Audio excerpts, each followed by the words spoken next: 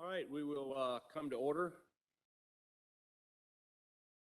Today is the December 13th, 2021 meeting for the estimating conference. Agenda.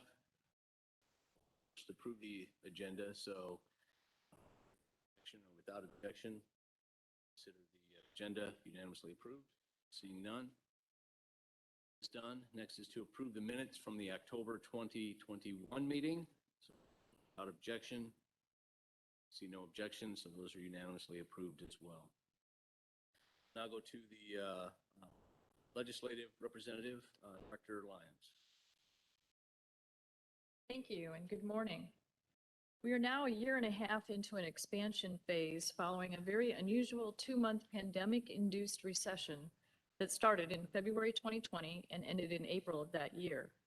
I'm not stating anything new here, but since the spring of 2020, the U.S. economy collapsed as the nation experienced lockdowns, businesses closed, hours were cut, consumers stayed home, and companies cut investment and production.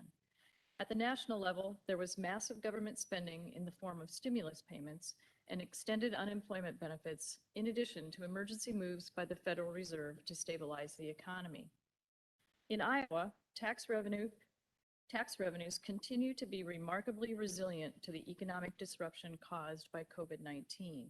Since we met in October, revenues continue to grow at a relatively robust rate, currently exceeding the REC's October estimate. In the current fiscal year, which is fiscal year 22, as of last Friday, net receipts are up $212 million, which is $82 million more than the growth estimated for the entire year, the October REC meeting. It should be noted that much of the growth in fiscal year 21 was realized after the March REC. It was largely due to the impact of federal stimulus payments and consumer pent-up demand. What that means, though, is that as the current fiscal year progresses, the comparison to abnormally high receipts last spring and early summer, which were fueled by the stimulus payments and subsequent spending, will likely show unfavorable year-over-year growth rates beginning in the spring, as pent-up demand is met and the impact of federal stimulus payments have ceased. While we do expect the end-of-year comparisons to be difficult, there are still a number of months to go where comparisons will be favorable for fiscal year 22 in terms of sales and use tax, corporate tax, and individual income tax withholding. We are expecting additional growth in December through February for this reason. Despite the current robust growth, there are some headwinds facing the Iowa economy. These include uncertainty about inflation, the persistent Iowa labor shortage, and slow employment growth that we mention each time we meet, the unknown impact of the Omicron variant and future variants of COVID-19. The surge in inflation reported last week by the Bureau of Labor Statistics at a rate of 6.8% is the biggest 12-month jump since 1982, caused partly by the supply chain bottleneck and businesses unable to meet consumer demand. The increased inflation was once thought to be transitory and even necessary to fuel the struggling economy. While salaries and hourly pay have increased for many workers, it isn't accounting for such high inflation, and families are feeling the pinch in terms of higher retail prices. Labor supply and employment growth continues to be a concern. U.S. and Iowa job numbers are still well below pre-pandemic levels, but employment continues to expand over last year's levels. That's a good sign. Iowa added about 1,000 non-farm jobs in October and just over 27,000 jobs compared to 1 year ago. But at that recent pace of job additions, it will take the U.S. only about 7 more months to reach the former peak. But it could take Iowa longer than 2 years. We continue to have more jobs than workers, and this has been compounded by the pandemic, with some workers choosing not to return to work for a variety of reasons, such as health, childcare, job flexibility, or other reasons. Fortunately, while employment is still down compared to 2020, wage and salary totals for Iowa do not seem to have been impacted to the same degree. Salaries are on the rise in many job sectors. That, combined with a strong stock market, should result in a strong tax return season come April of 22. COVID-19 and the impact of current and future variants is also a concern. After peaking in January 2021, the number of Iowa deaths has rebounded since June of 21. While not near the pandemic highs of the fall and winter of 2020, the statistic is disheartening. The number of deaths and significant illnesses must come down for the economic picture to finally stabilize. Importantly for Iowa, the agricultural economy continues to benefit from high prices and good corn and soybean volumes. Drought worry for much of the state has subsided a bit after significant rainfall this past fall. Before you, you'll see that the LSA revenue estimate for fiscal year 2022 is for 3% growth, slightly higher than the October REC estimate. As stated earlier, $212 million of this is already collected, reflecting a current, as of last week, 7.2% growth rate. And while we expect continued growth from December through February, we do expect a tapering in the later months of the fiscal year for the reasons I mentioned earlier. The LSA revenue estimate for fiscal year 2023 reflects continued year-over-year gains in employment, which should be good for income tax growth. Sales tax growth may be muted in the first third of the fiscal year because stimulus money was still providing a boost in the early months of fiscal year 22. Growth in fiscal year 23 will be further muted by a significant income tax decrease enacted this past session, effective starting in January 2023. The continued 5-year phase out of the inheritance tax elimination will also reduce revenues. The LSA is projected a 2.5% growth rate for fiscal year 2023, reflects the issues mentioned above. Thank you. Mr. Underwood. As usual, Holly, great job of covering everything. I guess the question becomes some of the major items that are more of a guess than anything else. Inflation rate. Certainly seen, as Holly mentioned, some higher inflation rates than we've been used to for quite a while. However, recent reading is that most are saying that's not going to continue at such a high level. A year from now, I doubt very much whether we're going to be seeing inflation rates approaching 7%. It's going to have, it seems to be two of your numbers as to what growth rates are to be in such items as personal. The other thing, of course, is we're fortunately still worried about variants on the COVID. Boy, we're going to get the vaccine. That's going to take problems. We're going to 70% and it's are gone at higher rates than we had as far as we saw from the last variation that cropped up out of South Africa. Reaction for a week, and everybody decided, okay, it's not as bad. Times are shocks like that starting to general fund revenue. So those are the two that to me are the biggest issues. So when we get into discussion as to what's going to happen, it's more important.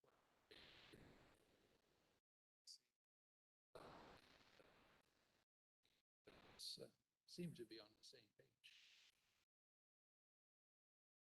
Thank you.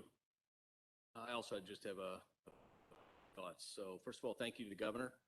Opportunity to represent the executive branch on the revenue estimating conference. The work we do is essential to ensuring the governor and General Assembly have accurate revenue information to wisely and thoughtfully make decisions regarding necessary revenue and budget decisions. Of course, the decisions we make today will be the basis for the budget Governor Reynolds proposes to the upcoming General Assembly.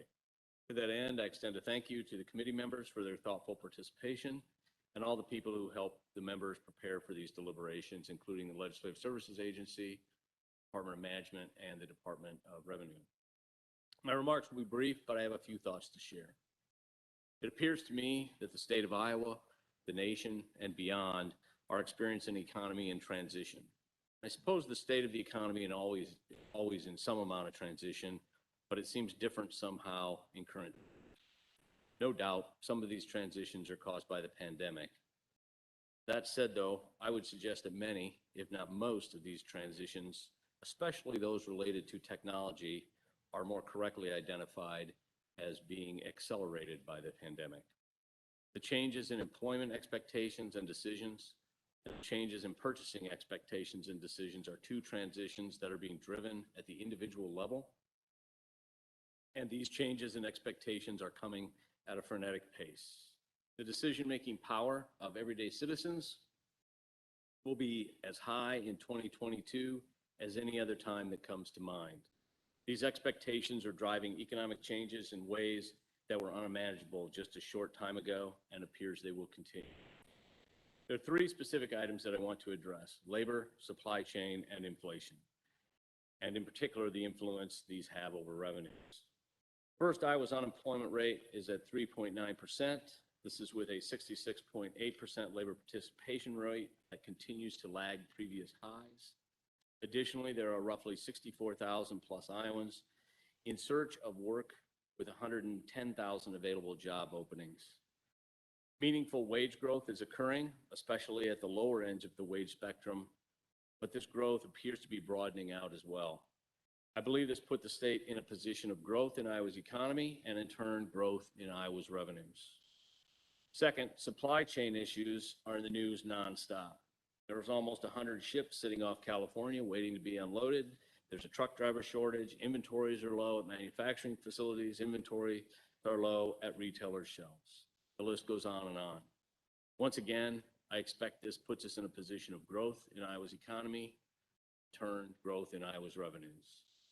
Lastly, we're seeing inflation numbers that we have not seen for decades. Early on, there was some conversation about whether it was transitory or more permanent. I think the answer is now relatively clear. Inflation is not transitory, although maybe not at the numbers they are at this moment. While we could debate the cause and effect of this, how long it will last, or how the Fed will react, the truth is we don't know. What we do know is that product prices and state revenues traditionally move together. This would also indicate growth in state revenue. Current revenues continue to be strong. Sales and use tax receipts continue to show strength, just under 12% growth year to date. Demand continues to be strong in both consumer and business spending. I see no indication of this slowing anytime soon. Withholding receipts show slim growth, 1.9% year to date, but we also must remember that this is without the preceding year's contributions driven by unemployment compensation and with a reduction in the withholding table schedules. Real GDP growth continues at an annualized rate of 7.7%. This, viewed with other available data, indicate productivity. I am again left to conclude that with a reasonable degree of confidence, we should expect continued growth in both Iowa's economy and the state of revenue that it is. A few specific comments about the governor's recommendation. Fiscal year 22, 2.4% net increase, and the fiscal year 23, 1.6% increase should be a safe or a conservative estimate. My confidence today is that these numbers will not go down when the revenue estimating conference is in March. What this means is the General Assembly should feel confident that they do not have to wait to begin their detailed budget work until we meet again. The governor's recommendation would leave nearly $1.3 billion as an ending balance. These are uncommitted dollars, or said another way, this is the overcollection that is occurring beyond what the state has budgeted to meet the needs of Iowans. It does not include the dollars that have already been placed in the Taxpayer Relief Fund.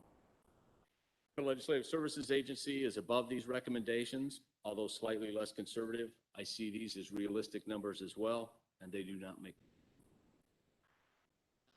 We will move to the next agenda item. It's to review the fiscal year 2022 general fund estimates, accruals, refunds, school infrastructure transfer, and lottery. And so, Mr. Underwood.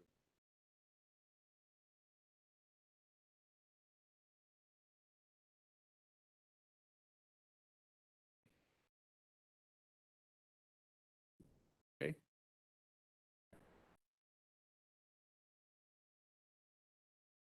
Well, for the fiscal year 22 numbers, I'll go ahead and make a motion.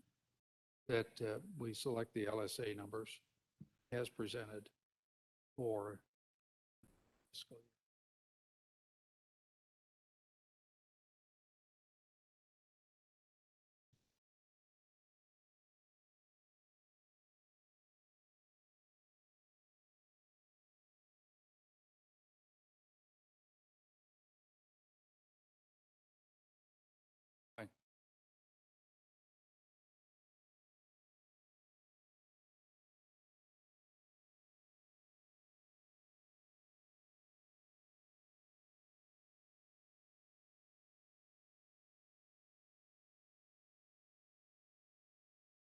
I think we have a little room for discussion relative to the amount of growth. One of the items that we have some significant difference in is the personal income tax. Took a look at that, not as the numbers that show on that particular top line item, but refunds. The numbers get a little bit closer together, take into account the net of refunds. Appears to me about $110 million difference instead of the $137 million difference. I guess there have a little trouble with the inflation rate, growth rate, personal income tax, which I believe was around 5% across the board, just for the growth. That might be a bit heavy for me when it comes to some of the non-wage type of receipts. So I would propose that maybe we want to take a look at reducing that difference by about 54 million. LSA So the numbers. suggestion is to reduce the LSA number on personal income tax by 50. So that's the first item. The second item where LSA is significantly higher is corporate income tax, showing a difference of 102 million. Taking a look at that, along with some of the analysis done by the Iowa Department of Revenue, I would be more comfortable with the LSA numbers if we reduced corporate on LSA by 40 million. So that's a total of 4 million. Those two, and then the other number that I took a closer look at is the sales and use tax receipts and net of refunds. And there, that number's about only $34 million, so it's fairly close. But LSA was a little bit more conservative on sales tax receipts. Governor's office numbers. I would propose that we increase LSA numbers by $14 million, which would be a net difference of $80 million as far as reduction in the overall. So with those three adjustments, comfortable with the rest of the numbers according to the LSA's column.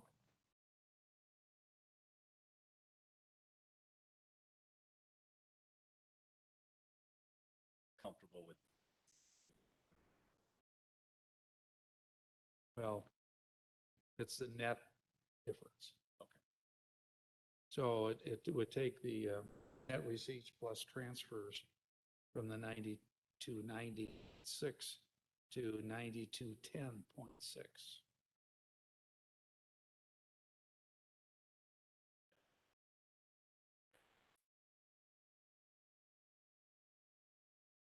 Okay, so the motion from Mr. Underwood is to working off the LSA fiscal 20 estimate to adjust those personal income tax down their number. Sales use tax up 14 million from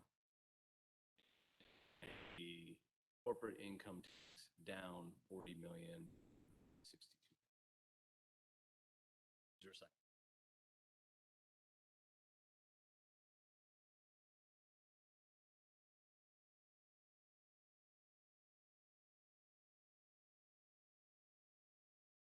The 2023 growth rate would be 1.7% of the new estimate for 20.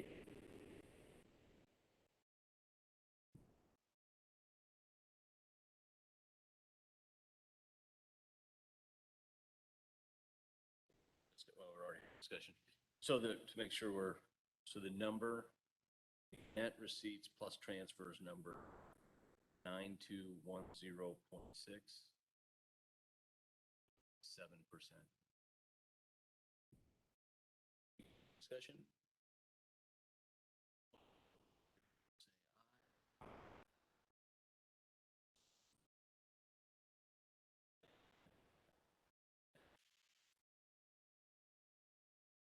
Next agenda item, fiscal years 2022 and 2023 gambling revenues transferred to other funds and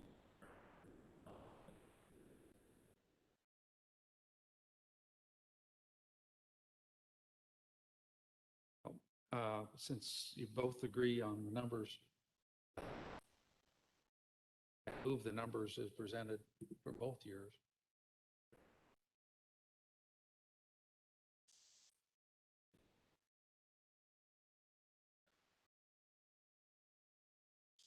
sheet. I'll just say aye. Aye.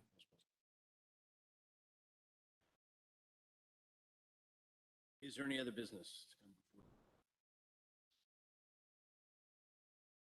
None. December 13th, next meeting conference is adjourned.